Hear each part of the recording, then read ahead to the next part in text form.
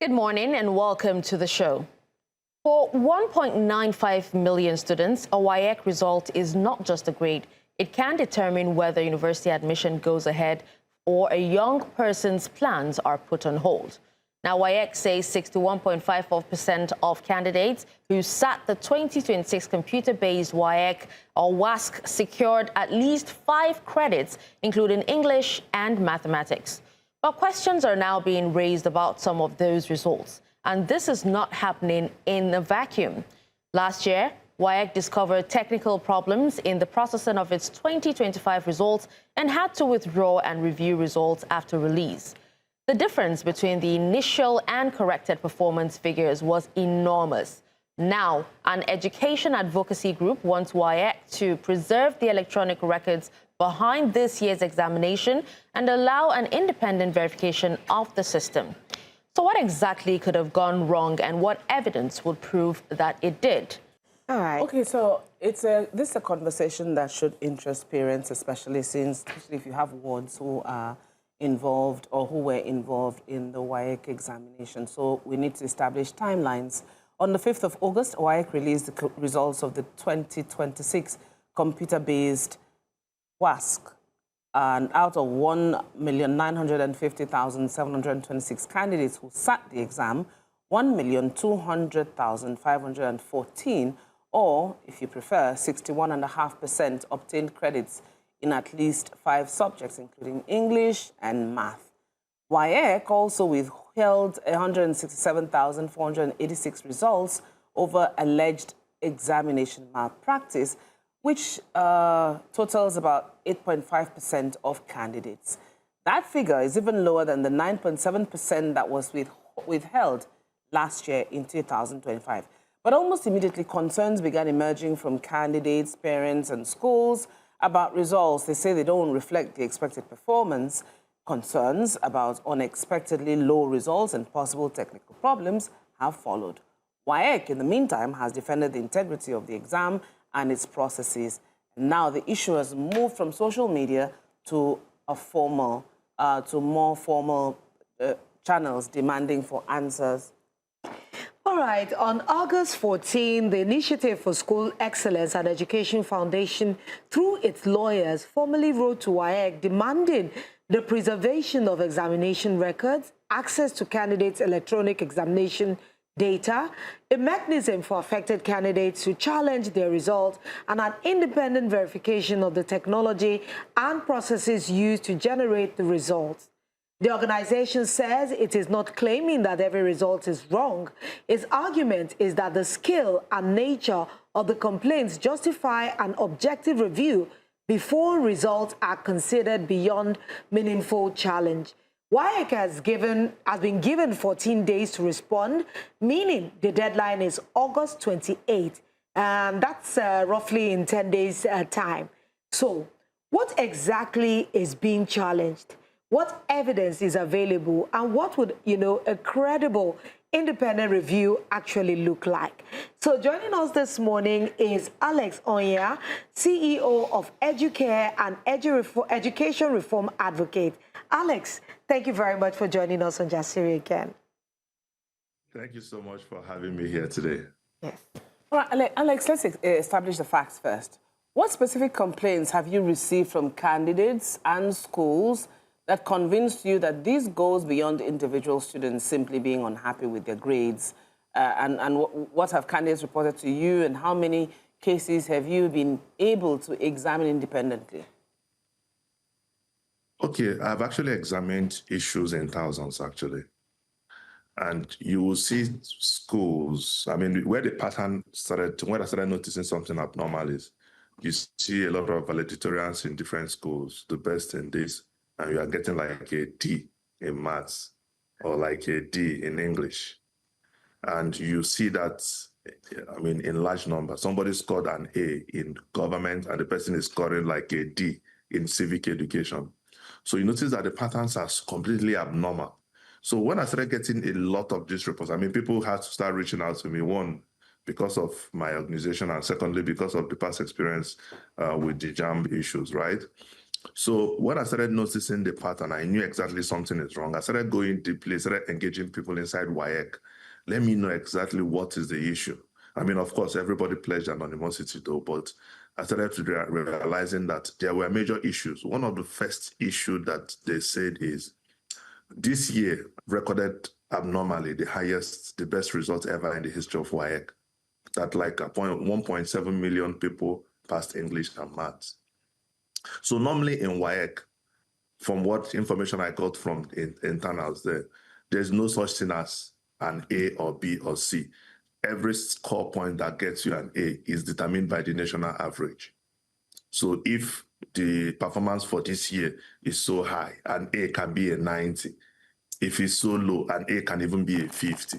The same thing with B1, B2, B3. So they are actually irregular. So one of the things that happened is, secondly, last year, they wrote exam up to 9 p.m. And because they didn't want that thing to repeat itself, they released both the morning and the afternoon results, for the paper-based in the morning, meaning that some of these invigilators started selling this. So the fraud was also very, very high. And even in a lot of centers, the sheets were not even complete. You see like 4 or 5 people using one question sheet.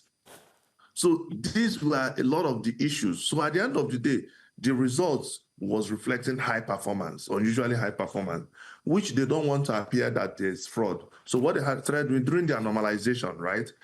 They started shooting down everyone. Remember, some people wrote the CBE.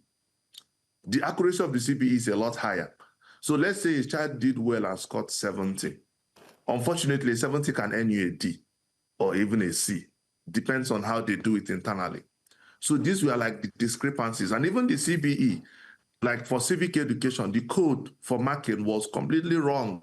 That's why a lot of children failed. So these are the information I've been getting and a lot of evidences I've been gathering within their internal system.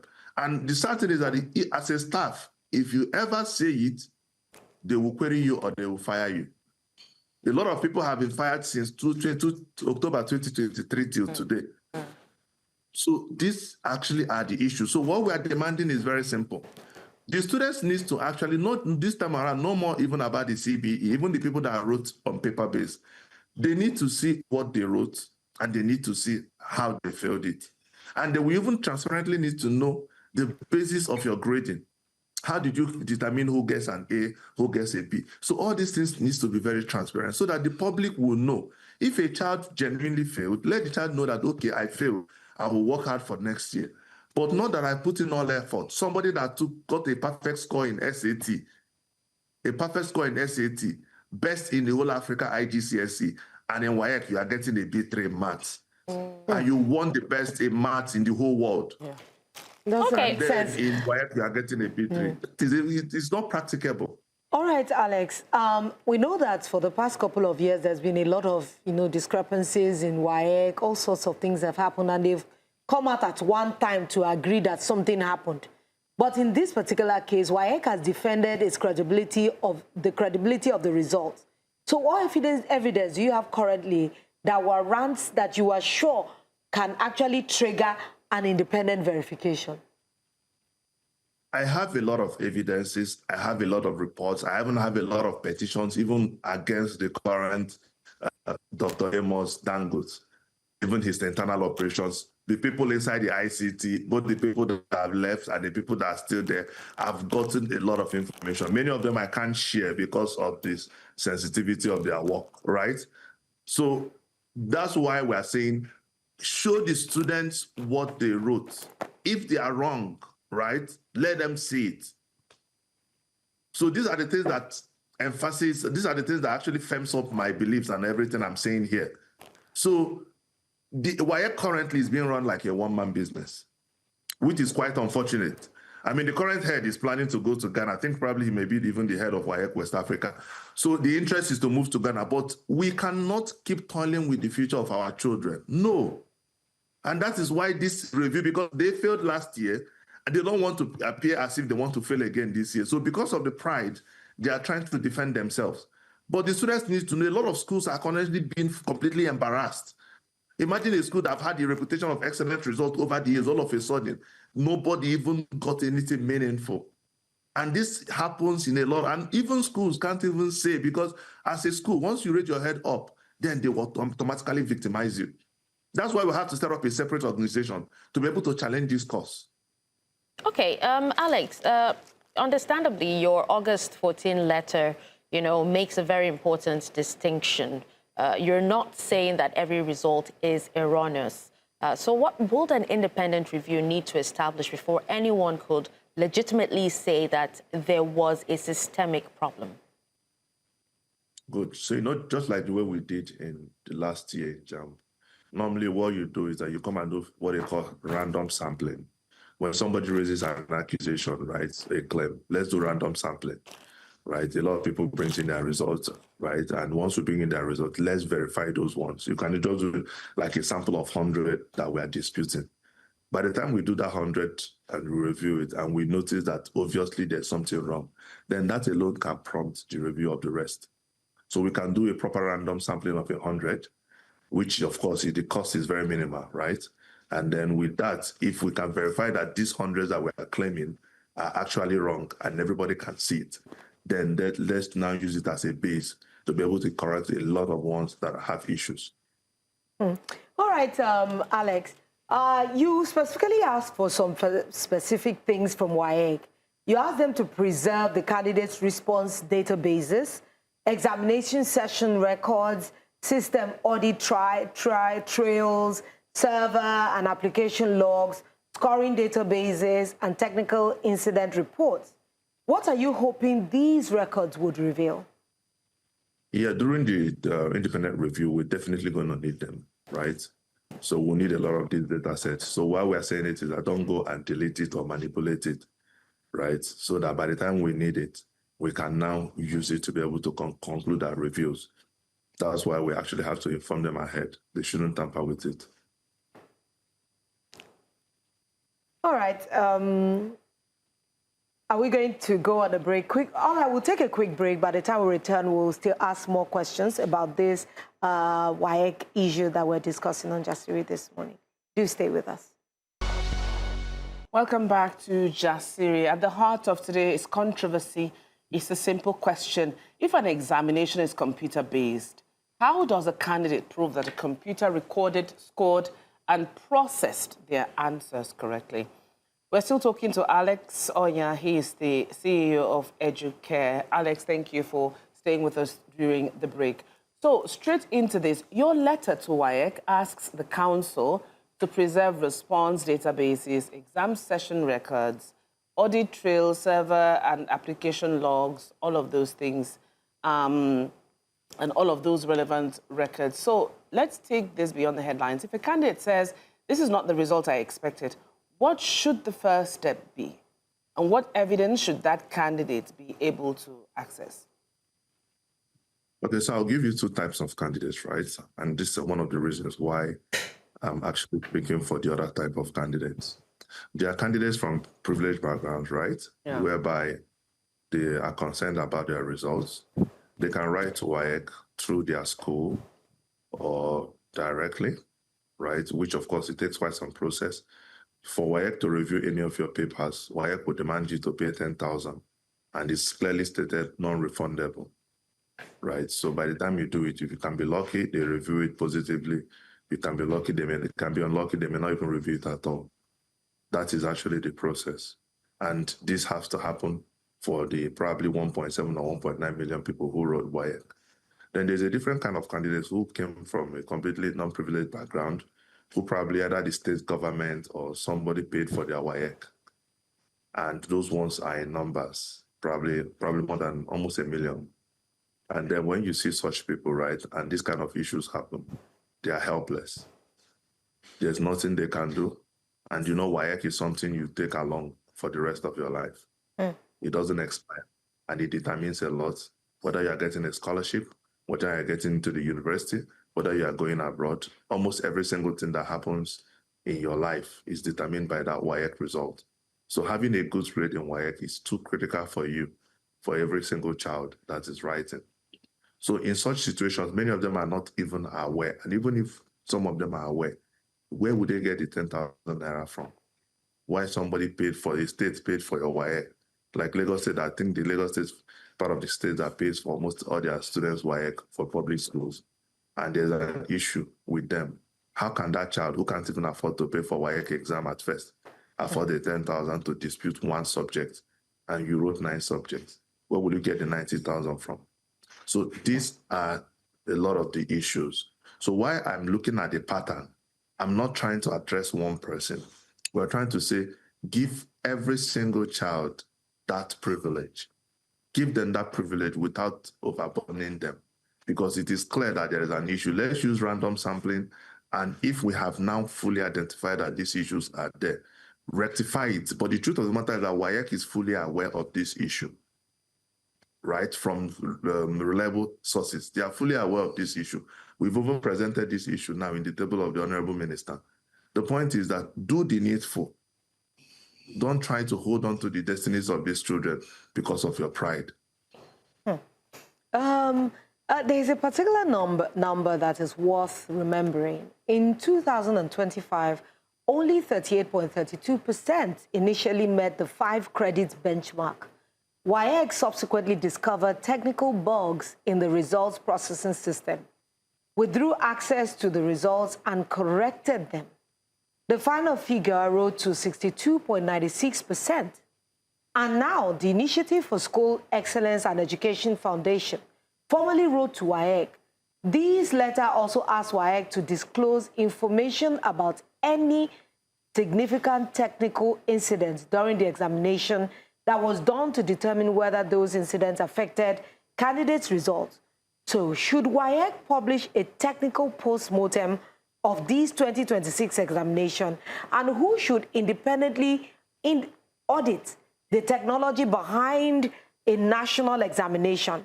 You know, like WAEC itself, an external technical auditor, education experts, government, or are we looking at a combination of all these kinds of people? In the case of JAM, my organization volunteered to do that at no cost to anybody, right? And when we finished everything, we came up with very excellent results. We did the reassessment, they did the whole exam again, and everybody was happy. And since then, the system has been very smooth. I mean, if you see this last JAM was excellent. Results came within 24 hours. Everything was very smooth. And I'm sure with the new leadership of JAM, things are going to be a lot better. Now, we can also volunteer to do that for WAEC at no cost to them, right? No cost for any reason. We're going to do the independent review. We're going to point out the errors. We're also going to make it public for the country. We're also going to give them recommendations of next steps to avoid these gaps. So we can do it for them too, and they can also appoint other people if they wish. There are other big organizations if they wish to pay.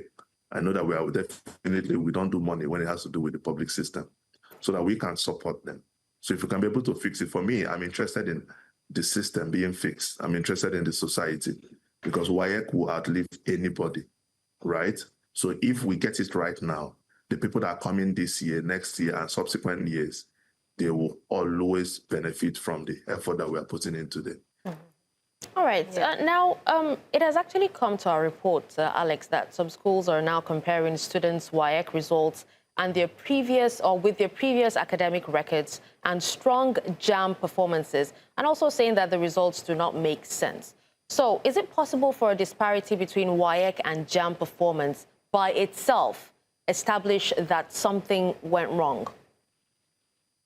Yes, that also is a very big case. I mean, you can see somebody score like 329 in JAM, and maybe maths in JAM, you already got like maybe 90-something in maths. And then in WAEC, you are getting like a C6 or even a D. These things are abnormal.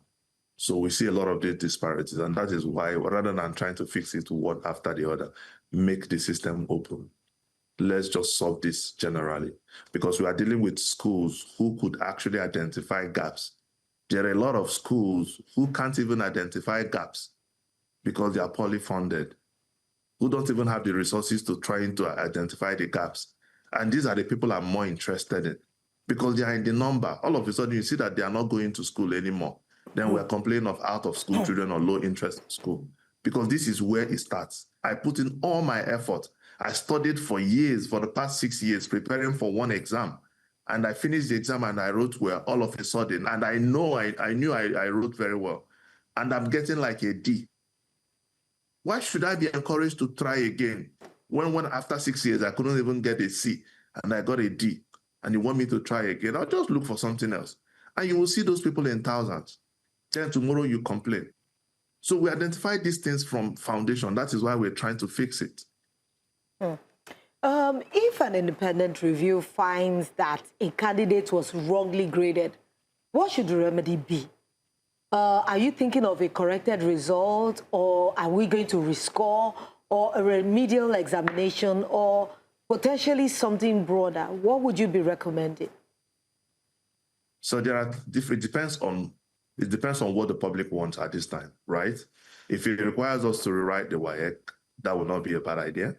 If it requires them to reassess, if the assessment and everything is okay, and it's probably maybe the algorithm or how they used for the assessment, they can redo it. Even the grading and also the normalization, they can change it and then make sure that everything is normal for people.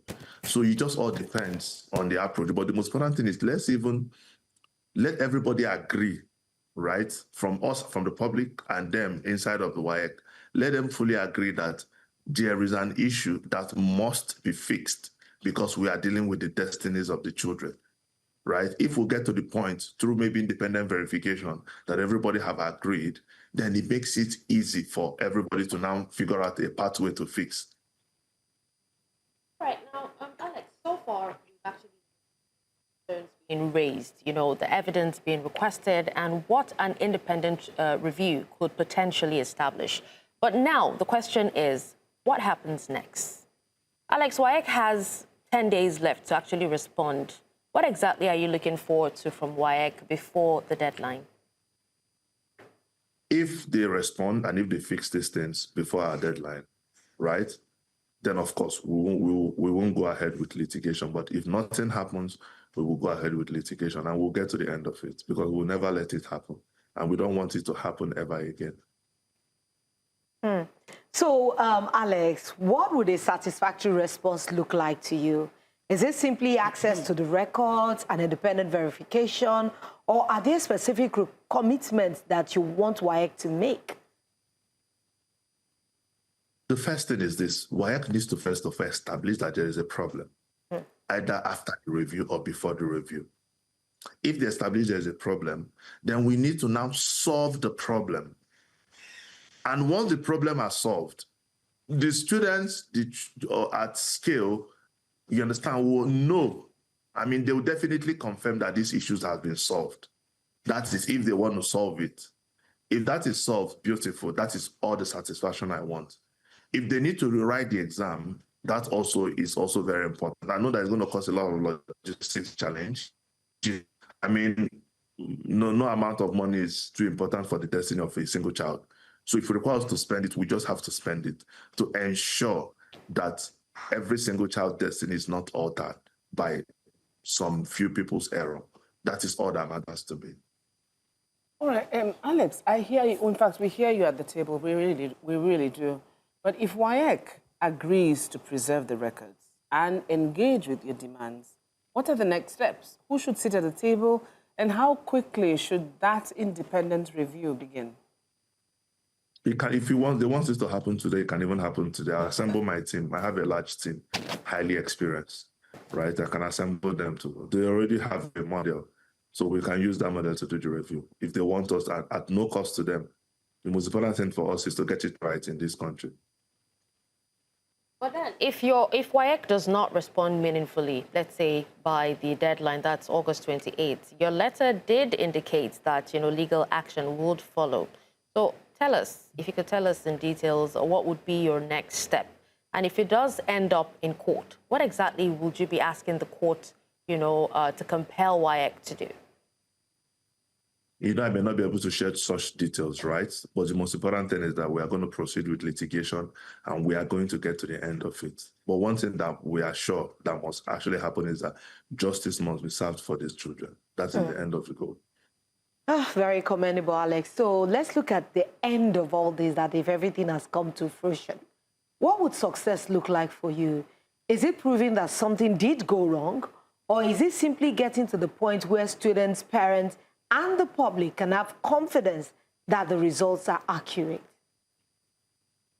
Both of them actually works for me.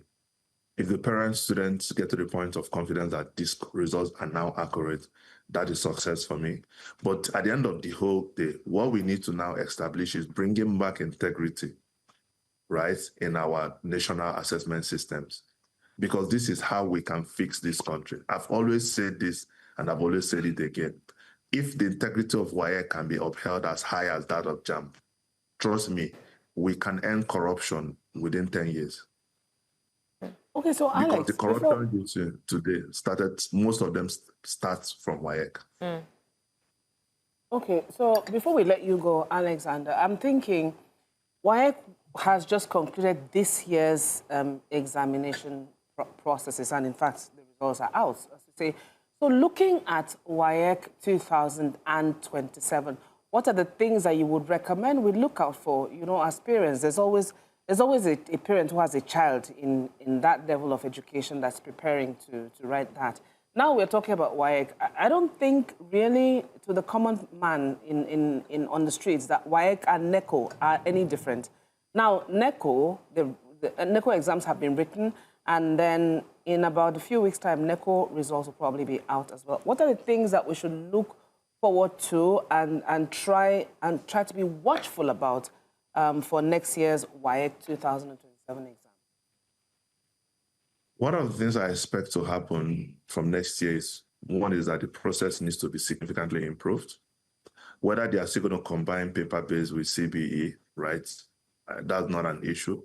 The paper system has to be significantly improved. The situation whereby you have to release the morning and afternoon papers in the morning, those things should never happen, right? We need to see how we can be able to significantly cut down malpractice. Then also the CPE also has to be improved significantly so that we can increase the integrity. If you can be able to increase the integrity of the exam and minimize or eliminate glitches, that would be awesome. In terms of NECO, I haven't really looked at NECO, but by the time we are done with WAEC, NECO is another angle. NECO and GCE is another angle that we really need to look at. I want to see that if we can be able to establish integrity in all our national examination systems, then it becomes easy for us to start chunking out the quality workforce that I'm dreaming of for the country. All right. Well, a big thank you, to our guest, Alex Onyia, CEO of Educare and Education Reform Advocate, for joining us. Now, at the heart of this conversation are, students whose next steps depend on these results. The questions have been raised, WAEC has defended its process, and now there's a formal demand for the records and verification needed to establish the facts. What happens next will definitely be important, because when an examination result can determine a young person's future, confidence cannot be built on assumptions. It has to be built on evidence. So we'll take a quick breather. When we come back, we have more conversations on that series. Stay with us.